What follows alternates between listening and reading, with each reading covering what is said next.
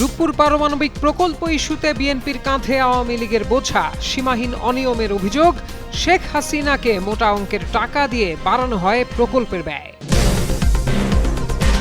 সন্ধ্যার মধ্যে ২০ জেলায় আঘাত আনতে পারে কালবৈশাখী ঝড়। নদী বন্দরগুলোতে সতর্কতা জারি, নৌযানগুলোকে নিরাপদ আশ্রয়ে থাকার পরামর্শ। ভারী বৃষ্টির কারণে বাড়ছে নদ নদীর পানি। নেত্রকোনা, মৌলভীবাজার সহ ৫ জেলায় বন্যার শঙ্কা, প্লাবিত হতে পারে নিম্নাঞ্চল। নিউ মার্কেট এলাকায় দুর্বৃত্তদের গুলিতে শীর্ষ সন্ত্রাসী টিটন নিহত। জুলাই অভ্যুত্থানের পর বেরিয়ে আসে কারাগার থেকে। ভগ্নিপতির সঙ্গে শত্রুতা থেকে হত্যাকাণ্ড, প্রাথমিক ধারণা পুলিশের। একদিনের ব্যবধানে দেশে আবারও স্বর্ণের দামে বড় পতন। ভরিতে কমেছে ২,২১৬ টাকা, বাজুসের বিজ্ঞপ্তি।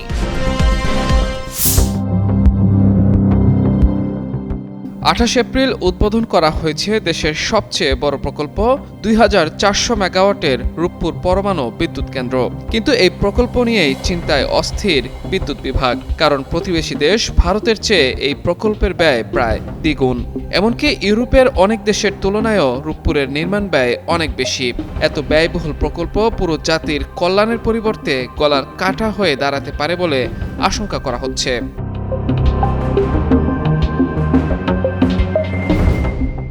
সংশ্লিষ্টরা জানিয়েছেন, রূপপুর বিদ্যুৎ কেন্দ্র প্রকল্প আপাতমস্তক দুর্নীতিতে ডুবে আছে।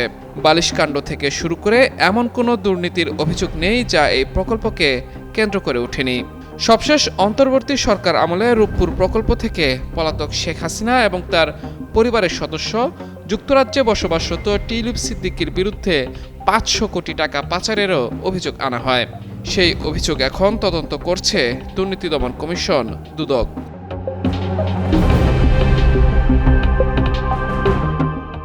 অভিযোগ আছে, রূপপুর কেন্দ্রের ঠিকাদার রোসাটম শেখ হাসিনা ও তার পরিবারকে ওই টাকা দিয়ে এই প্রকল্পের ব্যয় $৫০০ বিলিয়ন পর্যন্ত করেছে।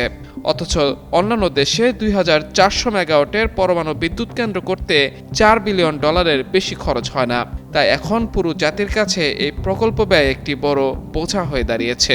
আর আওয়ামী লীগ সরকারের আমলের এই বোঝা এখন এসে পড়েছে বিএনপি সরকারের কাঁধে।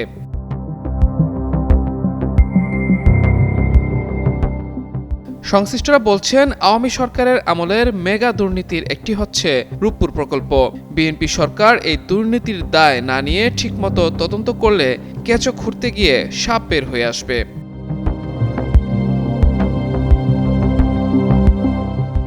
সংশ্লিষ্টরা জানান, প্রাথমিকভাবে রূপপুরের প্রকল্পের ব্যয় ধরা হয়েছিল $১,২৬৫ কোটি মার্কিন।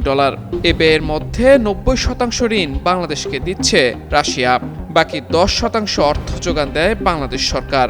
রূপপুরের শুরুর দিকে প্রকল্পের সমীক্ষা, ভূমি উন্নয়ন, নকশা প্রণয়ন এবং কিছু ভৌত অবকাঠামোর কাজে ব্যয় হয়েছে $৫৫ কোটি। এই ব্যয় সাধারণ চুক্তির মধ্যে অন্তর্ভুক্ত করলে বিদ্যুৎ কেন্দ্র নির্মাণে ব্যয় দাঁড়াবে $১৩.২০ বিলিয়ন, যা বাংলাদেশি মুদ্রায় ১,৬০,০০০ কোটি টাকা।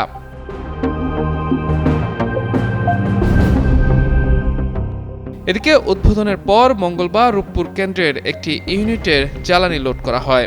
এর ফলে রূপপুর থেকে আগস্টে প্রাথমিকভাবে ৩০০ মেগাওয়াট বিদ্যুৎ উৎপাদন শুরু হবে। মাহমুদুর রহমান, যুগান্তর নিউজ। বৈশাখের শুরুতেই দেশ জুড়ে ছিল প্রখর রোদের দাপট। তবে গত দুদিনের অঝোর বৃষ্টিতে সেই রূপ যেন একেবারেই পাল্টে গেছে। মেঘের ঘন ঘটা আর মুহুর্মুহু বজ্রপাতের সাথে দেশ জুড়ে শুরু হয়েছে অঝোর বৃষ্টিতে হু হু করে বাড়ছে নদ নদীর পানি, তলিয়ে যাচ্ছে মাঠঘাট, হাওর বাওর। একদিকে হাওড়াঞ্চলে ফসলহানির শঙ্কা, অন্যদিকে শহরাঞ্চলে তৈরি হচ্ছে চরম জলাবদ্ধতা। দেশজুড়ে এমন বৈরী আবহাওয়ার মধ্যে আবারও দেশের ২০ জেলায় সন্ধ্যার মধ্যে কালবৈশাখী ঝড়ের আশঙ্কার কথা জানিয়েছে আবহাওয়া অধিদপ্তর। লেস অয়েল অ্যাবজর্ব করে আপনার পরিবারকে রাখে হেলদি। ফুড গ্রেড ম্যাটেরিয়ালে তৈরি যমুনা কুকওয়্যার। সম্ভাব্য ঝড়ের কারণে সংশ্লিষ্ট এলাকার নদী বন্দরগুলোকে ১ নম্বর সতর্ক সংকেত দেখাতে বলা হয়েছে। বুধবার সকালে আবহাওয়া অধিদপ্তরের পূর্বাভাসে এই তথ্য জানানো হয়।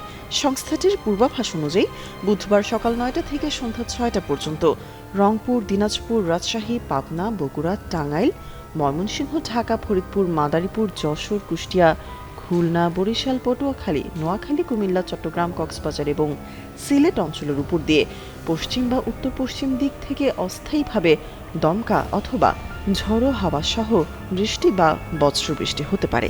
পূর্বাভাস অনুযায়ী এ সময় বাতাসের গতি ঘন্টায় ৪৫ থেকে ৬০ কিলোমিটার পর্যন্ত বৃদ্ধি পেতে পারে। অবস্থায় সংশ্লিষ্ট এলাকার নদীবন্দরগুলোকে ১ নম্বর সতর্ক সংকেত দেখাতে বলা হয়েছে। আবহাওয়া অধিদপ্তরের সতর্ক বার্তা অনুযায়ী কালবৈশাখীর সময় হঠাৎ ঝড়ো হাওয়া, বজ্রপাত ও ভারী বৃষ্টিপাতের কারণে জনসাধারণকে সতর্ক থাকতে হবে এবং নৌযানগুলোকে নিরাপদ আশ্রয়ে থাকার পরামর্শ দেওয়া হয়েছে। তীব্র গরমের পর ভারী বৃষ্টি, এতে তাপমাত্রায় ফিরেছে স্বস্তি। তবে ভারী বৃষ্টির মধ্যেই কালবৈশাখী ঝড়ের সংখ্যা নিয়ে দুঃসংবাদ দিল বাংলাদেশ আবহাওয়া অফিস। সন্ধ্যার মধ্যে দেশের ২০ জেলার উপর দিয়ে বয়ে যেতে পারে এই ঝড়। একই সাথে নদ নদীর পানি বাড়ায় ৫ জেলায় রয়েছে বন্যার সংখ্যা। বুধবার পানি উন্নয়ন বোর্ডের বন্যা পূর্বাভাস ও সতর্কীকরণ কেন্দ্র জানায়, দেশে ভারী থেকে অতি ভারী বৃষ্টিপাতের কারণে ৪টি নদীর পানি বিপদসীমার ওপর দিয়ে প্রবাহিত হচ্ছে। এতে সংশ্লিষ্ট এলাকার নিম্নাঞ্চল প্লাবিত হওয়ার আশঙ্কা তৈরি হয়েছে। এছাড়া এই বৃষ্টির কারণে দেশের ৫ জেলায় বন্যা হতে পারে। সেখানে বলা হয়, নেত্রকোনা জেলার ভুগাই কংস নদীর পানি প্রাক মৌসুমী বিপদসীমার ৮২ সেন্টিমিটার ওপর দিয়ে প্রবাহিত হচ্ছে। একই জেলার সোমেশ্বরী নদীর পানি বিপদসীমার ৫০ সেন্টিমিটার এবং মগরা নদীর পানি ২ সেন্টিমিটার উপর দিয়ে বইছে। এছাড়া মৌলভীবাজার জেলার মনু নদীর পানি প্রাক মৌসুমী বিপদসীমার ৭২ সেন্টিমিটার উপর দিয়ে প্রবাহিত হচ্ছে। এসব নদীর পানি বৃদ্ধি অব্যাহত থাকলে আশেপাশের নিম্নাঞ্চলে প্লাবনের ঝুঁকি আরও বাড়তে পারে।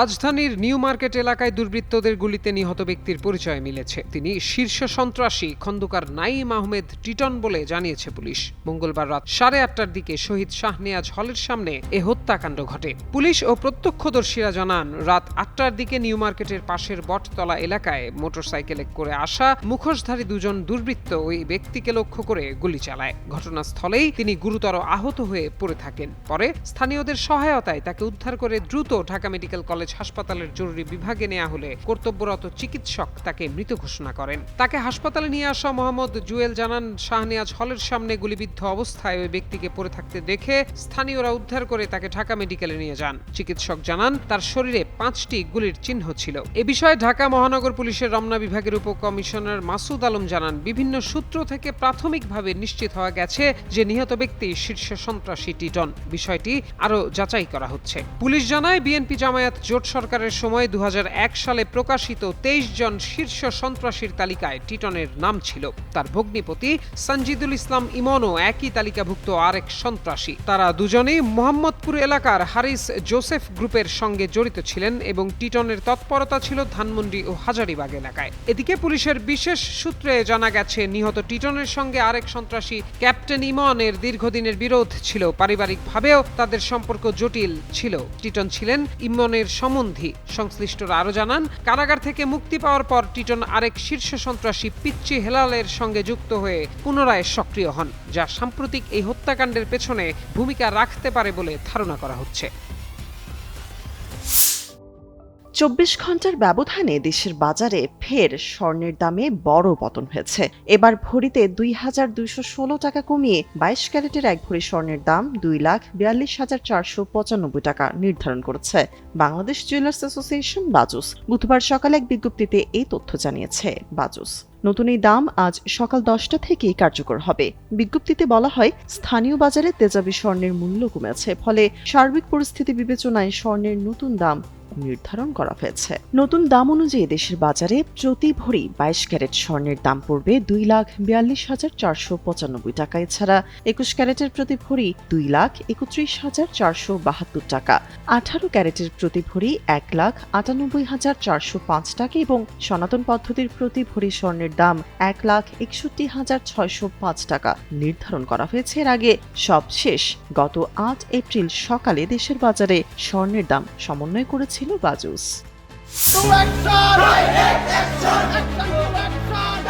বাংলাদেশের বিভিন্ন শিক্ষা প্রতিষ্ঠানে সাম্প্রতিক সময়ে ছাত্রদল ও ইসলামী ছাত্র শিবিরের মধ্যে সংঘর্ষ ও উত্তেজনা আবারও মাথাচাড়া দিয়ে উঠেছে। ঢাকা বিশ্ববিদ্যালয় সহ কয়েকটি ক্যাম্পাসে হামলা, পাল্টা হামলা ও অস্থিরতার ঘটনা ঘটছে, যা শিক্ষাঙ্গনের স্বাভাবিক পরিবেশকে বিঘ্নিত করছে। উভয় সংগঠনই একে অপরের বিরুদ্ধে অপপ্রচার ও ক্যাম্পাস নিয়ন্ত্রণের চেষ্টা করার অভিযোগ করেছে। ছাত্রদলের সভাপতি রাকিবুল ইসলাম রাকিব গণমাধ্যমকে বলেন, ২৪-এর ৫ই আগস্টের পরও গুপ্ত অবস্থায় থেকে সোশ্যাল মিডিয়া নিয়ন্ত্রণে রাখছে ছাত্র শিবির। বিভিন্ন আইডি ও পেজ থেকে বিএনপি ও ছাত্রদল নিয়ে নানা ধরনের প্রোপাগান্ডা ছড়াচ্ছে তারা। এই বিষয়গুলো ছাত্রদলের নেতাকর্মীদের মাঝে নেতিবাচক প্রভাব ফেলেছে, কোথাও কোথাও তারা প্রতিক্রিয়াও দেখিয়েছে। অপরদিকে ছাত্র শিবিরের সভাপতি নুরুল ইসলাম বলেন, তারা যে মিথ্যা অভিযোগে হামলা করেছে সেটা ঢাকা বিশ্ববিদ্যালয় ইস্যুতে প্রমাণিত হয়েছে। আমরা সামাজিক যোগাযোগ মাধ্যমে ভিকটিম হচ্ছি। আমরা সেটি নিয়ে মামলা করতে চাইলে, অভিযোগ দিতে চাইলে থানা পুলিশও সরকারের ইশারায় সেটি গ্রহণ করছে না।